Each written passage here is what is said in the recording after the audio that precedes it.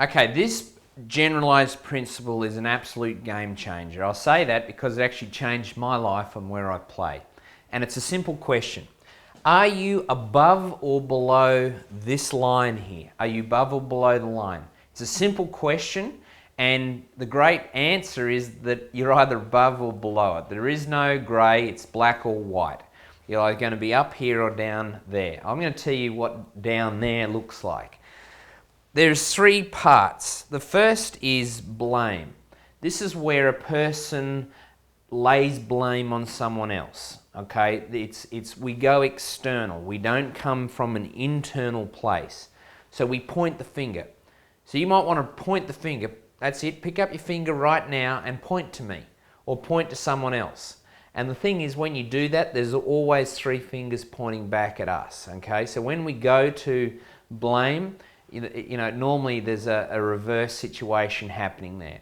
So, if you think about it, who do we blame? We blame our spouse, our partner, our girlfriend, boyfriend, mum or dad, the kids, the government, the economy, my team, my customers. We go external. There's always someone else's fault, not ours. Okay, so lay blame and blaming other people is a below the line behaviour. Okay, so I'm going to question you. Do you do that? Or where do you do that if you do? The second one here is making an excuse. Okay, I'm going to get you to also write down beside that, that's justify. What is it? Justify. So when we do excuse and excuses and justification, we've been doing it probably since we were a kid. The dog ate my homework. Okay, and that is just, or we couldn't go for a run because it was too cold. Okay, the classic one in business is we don't have enough time. We don't have enough time to do that, therefore. Okay, so we make excuses of why we don't go and do certain, get to our goals and do certain actions is because a lot of the time we've got an excuse in the background. Okay, and the third one is a place of denial. Okay, and I always say I'm not talking about a river in northern Africa. Denial is saying, hey, I don't have a problem. Okay, it's not being in tune with reality. Write that down. It's not having the truth about my reality right now. Okay, so a lot of the time, the way I make the example of this is, if we're not fit, we'll look in the mirror with no clothes on and say, man, you're fit. Gee, I'm good looking, when you're not. In terms of business, it'll be saying, hey, we've got a great business, when really it's not that great. Okay, so we get into a denial state where we think we're doing okay, but really in reality we're not. Now, one thing I do know is that most people gravitate to one of these. Okay, is that they've got a favourite that they normally gravitate to when they're below the line. All right, and if you think that you're not below the line also, I'm going to suggest that you're in the third one. Okay, so just have a think about that. You're in the third one if you don't think you're down there. The challenge is that no matter which one's your favourite, okay, that we always end up being this guy or girl over here. We're the victim. And I'll tell you one thing. Victims always have a story. You watch, the story will always sound great. Okay, there'll be a story behind them and their process, okay? And look, I'm going to cut to the chase on this one. When we're down here, we're going to end up being sad, okay? All right, that's not life and business fulfillment down here. The good thing about this is you've got a choice. Right now, everyone looking at this particular clip has got a choice on where you play. And the above the line choice is taking ownership, really owning something, okay, being fully accountable for it and being responsible. Now, I always think that this word responsible here, although the Oxford Dictionary says it's this spelling, I always put an A in there. And you might be thinking, well, Bruce can't spell, and that may be the case. And the thing about this is that I have got the ability, I am able to choose my response. So if you think about this, if you had let's say in your business right now, a very important customer or a supplier pull out from you, okay, and did not do business with you anymore because of some circumstance, you've got the ability to choose how you respond to that stimuli. You can go, oh man, look, that is terrible, I don't like that, I'm going to blame or excuse or do something around that particular supplier or customer. Or you can say, hey, there's a good learning. Maybe we needed that learning in this particular business to go forward. Maybe if we hadn't have done this, we wouldn't have lost them. But most people end up going below the line and saying, well, they weren't the right customer for us, or the supplier, or, that's because of, or, we've got a great business, etc. So up here, when we do this behavior, we're always got a smiley face happening. We're the victor up here. This is kind of where the enjoyment is in progressing in life. And I'll tell you one thing, and I'm going to suggest you take note of this. It is frigging hard, really hard to stay up there all the time. It is way easy to live down here. Now, I've seen businesses turn around on this. I've seen relationships turn around on this particular principle. I'll give you an example. I coach a electronics business. These guys have got a lot of team. They've got a lot of young team in that particular business, all between 16 and 21. Okay, when I first went and coached that business, they had a crap culture, and even the owner said that's one of the reasons why he came to me. And when we actually went back to that business, after I'd taught the business owner this principle, he went back with the one goal over the next 6 months in that business, that he was going to put above and below the line into the culture and the fabric of that particular business.